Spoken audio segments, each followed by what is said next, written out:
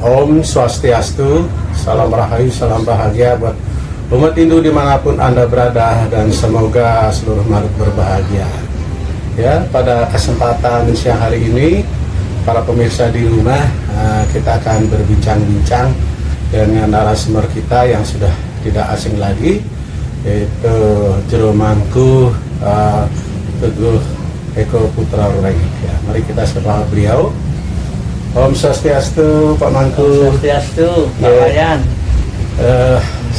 Sehat nggih? Astungkara, Pak Wayan Sunati Gatre. Nggih, becik. Nah, Pak Mangku, ini kita punya tema ya.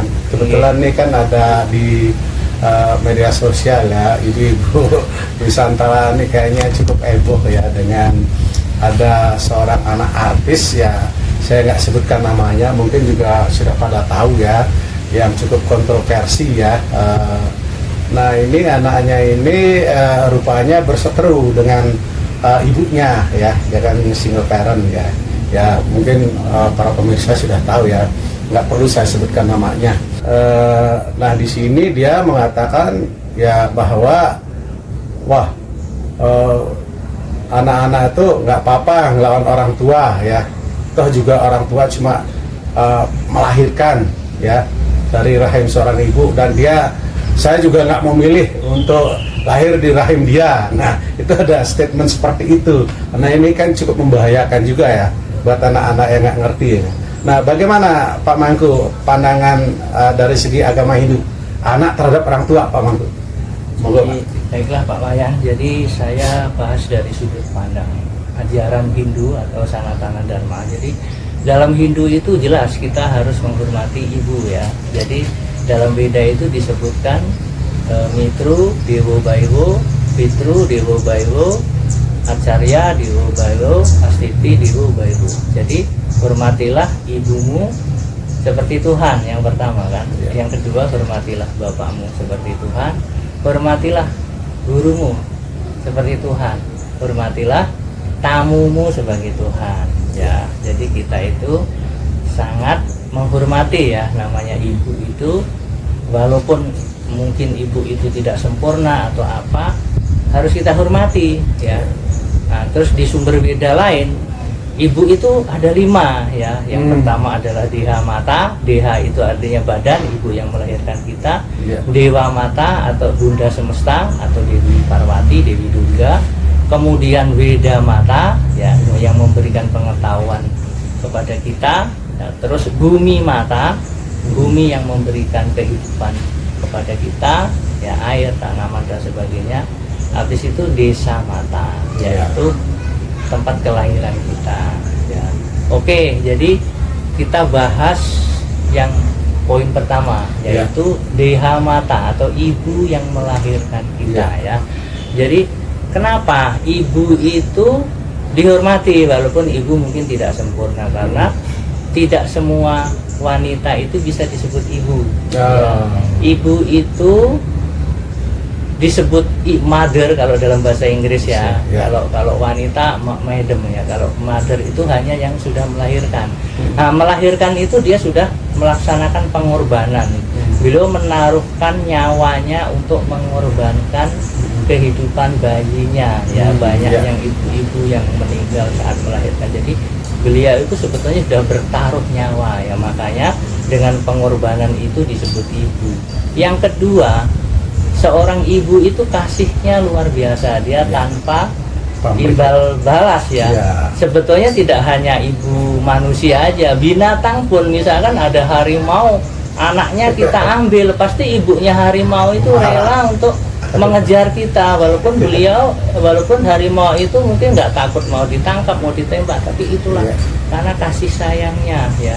Jadi karena pengorbanan dan kasih sayang ibu yang ikhlas kepada kita, disebut gelar ibu. Dan anak-anak dalam tradisi Hindu tidak boleh memperlakukan kasar. Kalaupun ada salah, kekurangan, ya kita tegur atau kita kritik dengan santun dan sifatnya membangun ya. Jadi kita tidak boleh berbuat kasar. Seburuk apapun ibu kita ya beliau adalah sudah menaruh nyawanya, beliau sudah memberikan kasih sayang kepada kita secara ikhlas. Nah, Pak Mangku, kalau di dalam kehidupan sehari-hari kan ya seperti yang terjadi di anak artis ini ya, dia cuman bilang bahwa kalau dia bisa milih, dia tidak akan lahir di rahim ibunya. Nah itu bagaimana tentang konsep agama Hindu? Apakah kita bisa memilih, oh ini saya mau jadi anaknya si A, mau jadi anaknya si B, atau apakah itu memang sudah dari hubungan karma gitu? Nah, apakah memang kita berkarma terus harus bertemu di alam sekarang ini ya? Nah itu gimana? Jadi gini, setiap roh atau atma itu tidak bisa memilih kita mau dilahirkan di mana ya. Kita lahir itu adalah berdasarkan karma kita ya. Jadi kita adalah lahir dari karma kita, pewaris dari karma kita, pemilik dari karma kita, berhubungan dengan karma kita, dan berlindung dengan karma kita. Jadi roh-roh yang baik itu dia akan terlahir dalam rahim ibu atau orang tua yang soleh atau baik ya.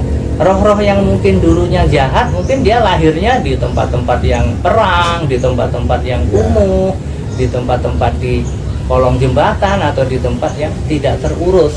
Makanya kita harus berbuat baik agar roh-roh kita bisa moksa. Kalaupun nggak bisa moksa, itu kita bisa terlahir di dalam roh yang penuh kedamaian ya. Jadi seperti contohnya dalam Ganesha Purana ya, roh-roh yang baik dia akan terlahir di keluarganya dewa seperti Ganesha ya.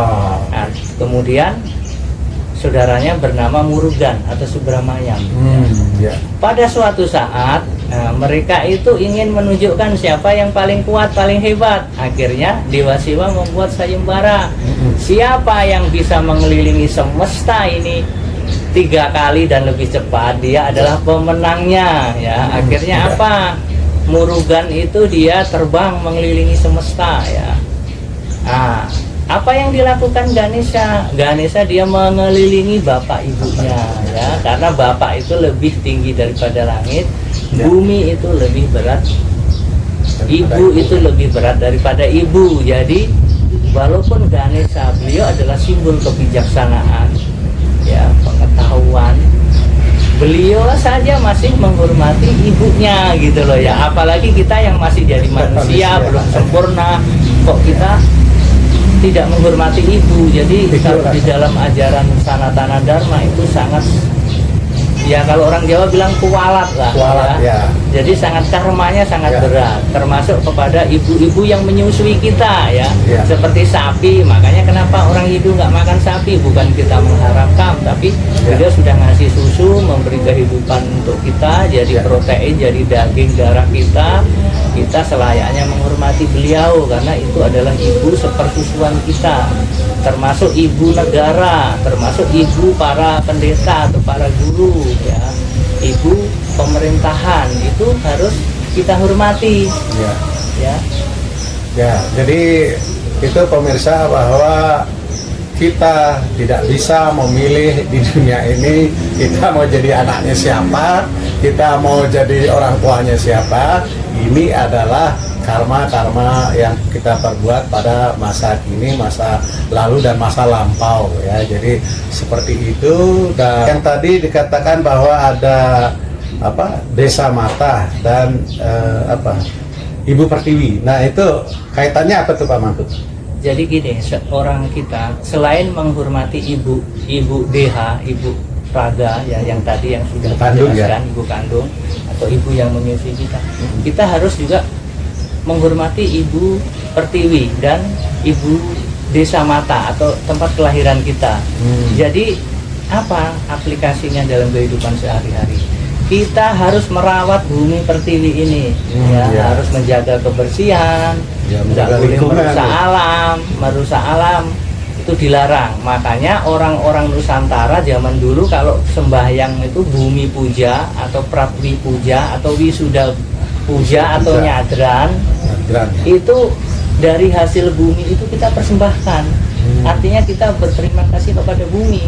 Jadi itu bukan menyembah setan, ya itu Nyembah kita pohon. sebagai bukan nyembah pohon, karena bumi pertiwi sudah menghasilkan pohon, buah-buahan, Ya. dan kita sebagai anak-anaknya, kita itu namanya Pratiwia, artinya putra pertiwi ya. Ya, Bumi putra, makanya ada istilah pribumi atau bumi putra itu. Ya.